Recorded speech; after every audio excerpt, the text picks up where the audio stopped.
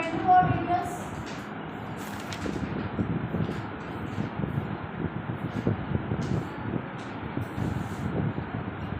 metallic radius. The challenges we confront were कि atom को isolated form में लाना मुश्किल है, ठीक है. For every state, for every element, atom to be bring in isolated form, बिल्कुल अलग करके उसे स्टडी कर पाना, that is very difficult. We are dealing with microscopic level. There are no sharp boundaries of electronic cloud. So these are the challenges. Covalent radii, van der Waals radii, metallic radii. van der Waals radii. हम बहुत सारे forces जानते हैं, जैसे आपने देखा है कूलॉम्बिक forces, जो आपने आयनिक फोर्सेस देखे होंगे chapter 3rd 10th class, when you have drawn the ionic compound sodium से क्लोराइड का एक्सचेंज ऑफ इलेक्ट्रॉन डन. तो वहाँ पर आप दिखाते हो ionic force which are electrostatic in nature. ऐसे आपने कोवलेंट फोर्सेस किए हैं. इसी तरह से जब प्योर मेटल्स होते हैं, जिनमें मेटालिक फोर्सेस और मेटालिक बॉन्ड्स, जहाँ कोई भी तरह का बॉन्ड नहीं नजर आता है, वहाँ भी कुछ इंट्रैक्शंस होते हैं. वो सबसे वीकेस्ट फॉर्म होती है इंट्रैक्शंस की, जिन्हें हम बोलते हैं वैन डर वाल्स फोर्सेस. ठीक है, जब चीज़ें वैन डर वाल्स फोर्सेस से हेल्ड होती हैं, तो उनके बीच का जब रेडियस निकलता है तो हम उन्हें क्या बोलते हैं, वैन डर वाल्स रेडियस. ठीक है, तो हम यहाँ पर बात कर रहे थे एक और last factor which we confront during calculation of atomic radius, that was neighbour. ठीक है, इलेक्ट्रॉनिक क्लाउड का जो साइज है या जो एटॉमिक साइज है, that can affect by the neighbour too. और वो कौन सी स्टेट में है, लिक्विड में है, गैसियस में है या सॉलिड में है, और उसके आसपास कितने एटम्स हैं. So that all things depends कि आप एटॉमिक रेडियस कितना प्रिसाइज है, कितना एक्यूरेट कैलकुलेट करने वाले हैं. Next first we come to covalent radii. जब हमने बोला एटॉमिक रेडियस, तो डेफिनेशन भी सेज कि न्यूक्लियस से, सेंटर ऑफ न्यूक्लियस से आउटर मोस्ट शेल तक. ठीक है, तो जब हम कोवलेंट रेडियाई पर आते हैं, तो कोवलेंट रेडियाई में हमें कंसीडर करना है एक ऐसा मॉलिक्यूल जो कोवलेंटली बॉन्डेड हो. But important is those two atoms which are covalently bonded, they must be same. दोनों सेम होने चाहिए. For example H bonded with H. ठीक है, for example Cl bonded with Cl, like this. Why I am drawing it like this, क्योंकि यहाँ पर ये sharing reason है, जिसको ना भी लिखो तो चले. ठीक है, इट्स शेयरिंग रीजन. अगर आप इन दो न्यूक्लियस के बीच का जो डिस्टेंस है, इसे फाइंड कर लेते हैं, because that is somewhat easy. That is somewhat easy, क्योंकि हमें पता है कि हमारे पास बाउंड्रीज नहीं है, शार्प बाउंड्रीज नहीं है, हमारे पास एटम आइसोलेटेड फॉर्म में कम ही मिलता है. तो हम दो न्यूक्लियस के बीच का अगर डिस्टेंस लेते हैं, so that compensate all the flaws and drawbacks. तो हम दो न्यूक्लियस के बीच का डिस्टेंस लेंगे, जिसको बोलते हैं internuclear distance. We call it internuclear distance of two same covalently bonded atoms. Internuclear distance of two same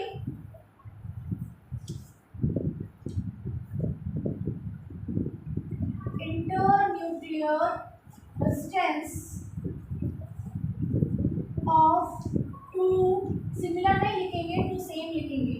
Two same which sort of bonded, covalently bonded atoms.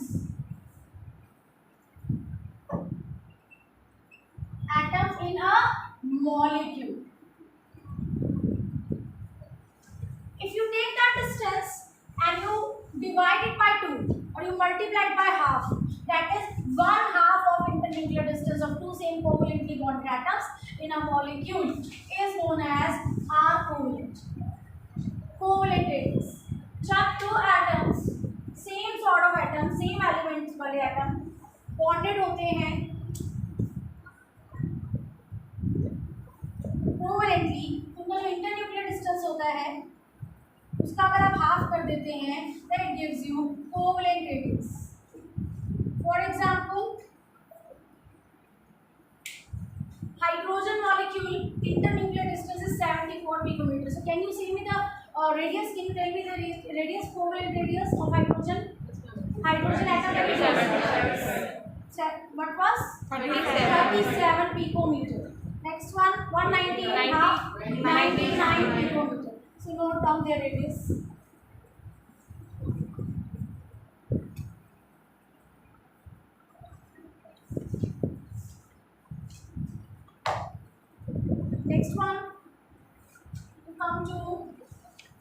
When der Waal, ठीक है। Van der Waal forces means which are held weakly, जिनकी वजह से कोई bond नहीं बनता है, दो न्यूक्लियस आपस में कभी भी स्ट्रांगली हेल्ड नहीं करते हैं। हाँ, it's a weak interaction which is going on all around in the chemicals, सभी केमिकल्स बीच में, जरूरी नहीं है एटम्स के बीच में, मॉलिक्यूल्स के बीच में, molecules of elements, molecules of compound, जैसे एक CO2 मॉलिक्यूल दूसरे CO2 मॉलिक्यूल के साथ कौन से फोर्सेस होंगे, वेन ड्र वॉल फोर्सेस। एक CO2 के अंदर C एंड O ने कोवेलेंट बॉन्ड बनाया है ना, लेकिन CO2 दूसरे CO2 से कैसे इंटरेक्ट करेगा, वेन ड्र वॉल। तो उसके रिस्पेक्ट में भी आप वेन ड्र वॉल रेडियस निकाल सकते हैं। जनरली हम ये करते हैं उनमें जो कोई कंपाउंड नहीं बना रहा है, जो मॉलिक्यूल ही नहीं बना रहा है। For example atomic gases, atomic gases कौन सी है, anybody knows, noble gases. Noble gases कभी भी कोई मॉलिक्यूल नहीं बनाता, वो एटॉमिक फॉर्म में रहता है। Noble gas helium, helium, argon, krypton, xenon, radon, so these are noble gases। अब अगर एक एटम है हीलियम का, दूसरा एटम, तीसरा एटम थोड़ा सा क्लोज है, and next one is the farthest most, इस तरह से हम ले रहे हैं। इंपॉर्टेंट ये है कि यहाँ पे कोई कोवेलेंट बॉन्ड नहीं है, बट हमें अभी भी हमें शार्प बाउंड्रीज नहीं पता ना, we don't know the sharp boundaries कि लास्ट इलेक्ट्रॉनिक क्लाउड कहाँ तक जा रहा है, तो हमें एक आर्बिट्रेरी आंसर लेना पड़ेगा अपने साथ। तो हम क्या करते हैं, हम दो न्यूक्लियस के बीच का डिस्टेंस ही हमेशा ऑप्ट करते हैं। दो न्यूक्लियस ऐसे नहीं कि इस न्यूक्लियस का इससे देखेंगे, we can see it is a farthest, we will find the nearest, जो एक के विसिनिटी में हो, दूसरा एटम जो एक के बिल्कुल क्लोजेस्ट अप्रोच में हो। So for example if you select this one, so it's nearest will to this और this, let us suppose this one, ठीक है बेटा। The internuclear distance between to nearest non-bonded atoms, to nearest non-bonded atoms,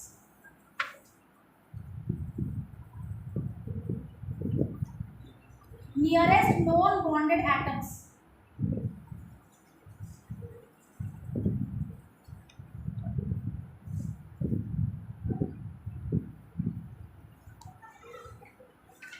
nearest non-bonded atoms, ठीक है। और अगर दो molecules हैं और द एडजेसेंट मॉलिक्यूल्स, बट कौन सा लेंगे हम, for example H2 and H2, another is H2 and H2, सो इसका इस न्यूक्लियस के साथ, इस न्यूक्लियस के साथ ये जो डिस्टेंस है, ये भी क्या है, inter nuclear distance between to non bonded atoms of different molecules. Atoms तो अभी भी नॉन बॉन्डेड है, लेकिन वो एटम्स कहाँ प्रेजेंट है एक्चुअल में, in the molecules of different species, दूसरे मॉलिक्यूल्स में प्रेजेंट है। यहाँ पर भी आप ले सकते हो। अब आप देखो, यहाँ पर मैंने इस एटम का इसके साथ नहीं लिया, because it is farthest, the smallest gap जो है ना, मिनिमम गैप में जो एटम्स प्रेजेंट है in the vicinity, in the closest approach, उसे हम लेते हैं, ठीक है। तो ये हुआ हमारे पास डिस्टेंस, ये हुआ हमारे पास डिस्टेंस, इसको हम बोलते हैं इंटरन्यूक्लियर डिस्टेंस, इंटरन्यूक्लियर डिस्टेंस। अगर आप इसका हाफ कर देते हैं, then it will give you van der Waals radius. Van der Waals radius is 1/2 of, जो आपने अभी डेफिनेशन देखी है ना, 1/2 of internuclear distance between two same non bonded atoms, or the nearest atoms of two different molecules, nearest atoms of two different molecules, इन्हें हम बोलते हैं वेन ड्र वॉल रेडियस, ठीक है। Next we come to metallic radius, third one metallic radius.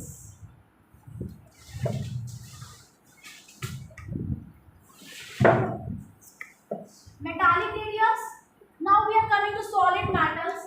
Solid metal कैसे appear होते हैं बेटा, solid metals are looking like, because उनमें जो एटम्स होते हैं they are arrange in a unique geometry. जैसे रूम टेम्परेचर पर भी आपको पता है मेटल सॉलिड है, like nib of your pen, है ना, एंड रिंग और ornament if you are wearing, कुछ भी उसके अंदर जो एटम्स है मेटल के, they are arrange in a uniform geometry. वो एक प्रॉपर ज्योमेट्री के उसको फॉलो करते हुए पैक होती हैं, कुछ इस तरह से। इनके पीछे भी बिल्कुल बैक सपोर्ट में ऐसे ही एटम्स आपको दिखते हैं, लाइक दिस, बिल्कुल इनके पीछे, उसके पीछे भी बिल्कुल ऐसे ही एटम्स दिखेंगे। They will go in a range और एक प्रॉपर स्पेस बनाएंगे। अगर आप इनके सेंटर टू सेंटर ज्वाइन करते हैं तो ये फेस कैसा दिख रहा है आपको, स्क्वायर। अगर आप इस साइड वाले चार को ज्वाइन करेंगे तो यहाँ भी एक स्क्वायर बनेगा। अगर आप ऊपर से देखोगे और सेंटर टू सेंटर ज्वाइन करोगे ये भी एक स्क्वायर बनेगा, और इस तरफ जाओगे तो वो भी एक स्क्वायर बनेगा। और ये क्या बन रहा है देखते देखते, ये क्यूब बन गया। ठीक है, इसको भी ज्वाइन कर दो पिछली साइड, क्या बना ये क्यूब। तो अगर मैंने एटम्स को हटा दूं तो वहां पर अगर मैं center to center imaginary line join करती हूँ, I would get the geometry like this.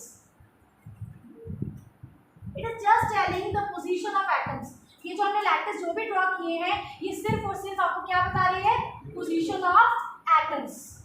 These dots that draw करें, these are not atoms. These are position of atoms, center of atoms. Okay, center can be. So this is called a cubic lattice. ये आप 12th में पढ़ेंगे detail में solid state में। अब इसे आपको इतना समझना है कि मैटर्स जो होते हैं अपनी आउटर कोर से बिल्कुल सरफेस टू सरफेस कांटेक्ट में होते हैं, और अगर आप सेंटर टू सेंटर उनको ज्वाइन करते हो यू ऑब्टेन अ क्यूब। एक क्यूब नहीं, ऐसे मल्टीपल क्यूब्स होते हैं और उस पूरे क्यूबिक फॉर्म को बोलते हैं क्यूबिक लैटिस। ये एक नहीं होता, they are multiple, and each corner of that lattice is showing you the position of atom. अगर ये दो पोजीशन है एटम की, और atom position means center of atom, center of atom, ये एक एटम का सेंटर है, ये दूसरे एटम का सेंटर है। अगर इनके बीच के डिस्टेंस को मेजर करती हूँ that is what we call internuclear distance. Today it is what, today it is edge length, today it is edge length. क्यों? क्योंकि मैंने अभी क्यूब की बात की। सिमेट्रिकल एटम्स, कॉपर है तो कॉपर के ही एटम्स हैं। अब कॉपर के ही एटम्स हैं, वो एक यूनिक ज्योमेट्री में है, तो आपने कॉपर से कॉपर एक लाइन ड्रॉ करी सेंटर टू सेंटर।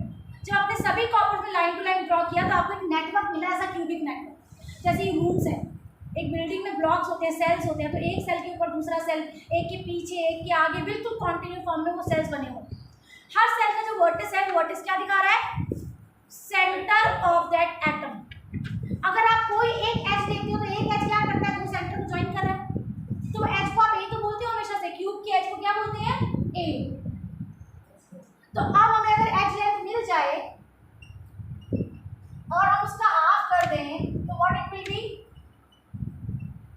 क्या होगा, metallic radius. It will be metallic radius. ठीक है, half of the distance joining two metals atoms, it is 1/2 of the distance between, or distance joining the centers of two metal atoms, 1/2 of the distance joining the center of two atoms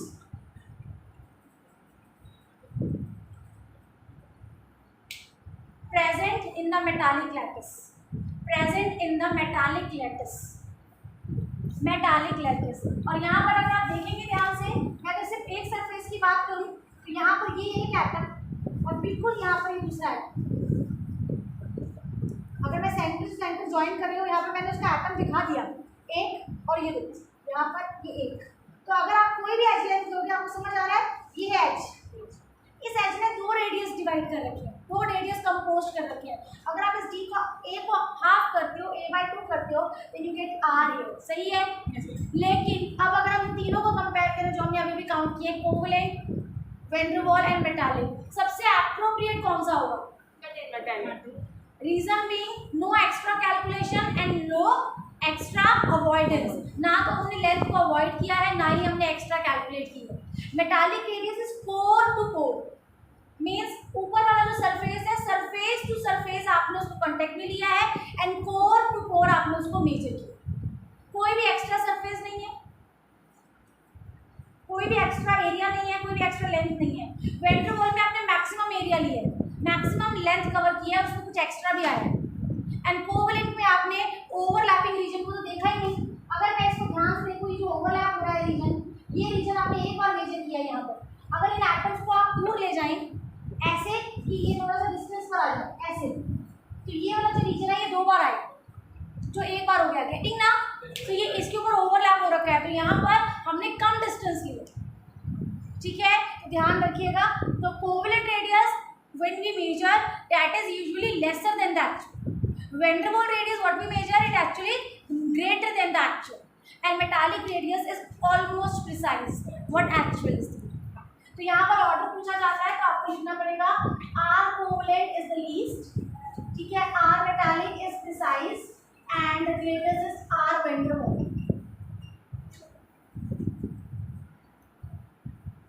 Okay, R van der Waals. Now discuss about the trend. Atomic size कैसे increase और decrease करता है? Atomic size कैसे increase और decrease करता है? In a period, it increases from. In a period, I said in a period it increases from left to right. from right to left. It decreases from left to right. So generally हमारा period का जो movement होता है वो left to right होता है. Left से right. So left से right atomic radius क्या होता है? Decreases. And top to bottom increases. Top to bottom का reason होता है number of shell is increasing. क्योंकि जब आप same group में नीचे की तरफ travel करते हैं तो number of period increases. And period actually denotes the shell. तो आप ऊपर से नीचे की तरफ आएंगे तो you will cross all the periods. So यहाँ पर periods का मतलब है shell. तो आप shell में बढ़ते जा रहे हैं. Each time a new shell is added. तो atomic size increase करेगा. While we go in the same period left to right, अगर एक same period में आप left to right की तरफ travel करते हैं, period number being the same means shell is same. एक ही शेल में इलेक्ट्रॉन बढ़ते जा रहे हैं एंड न्यूक्लियस में प्रोटॉन्स बढ़ते जा रहे हैं. Effective nuclear charge increases. So outer shell is pulled inward. Outer shell is pulled inward. अंदर की तरफ से स्ट्रेच होता है और इलेक्ट्रॉनिक क्लाउड कॉन्ट्रैक्ट हो जाता है एंड साइज स्लाइटली डिक्रीजेस. ज़्यादा चेंज नहीं आएगा, लेकिन जब आप ऊपर से नीचे जाते हैं that change is very very much bigger changes there. Changes quite significant. Left to right भी चेंज होता है बट 70 से 65, 65 से 60 ये चेंज हो रहा है. वहाँ सीधा हो जाएगा 100, उसके बाद सीधा 205. इतना चेंजेस होते हैं, समझ रहे हो? तो वहाँ चेंज काफ़ी सिग्निफिकेंट होता है. यहाँ भी होता है but not that significant because shell तो सेम है ना. Keeping in same shell number of electrons and the nucleus effective nuclear charge increases. So slight force of attraction increases and the outer shell contracted. Clear?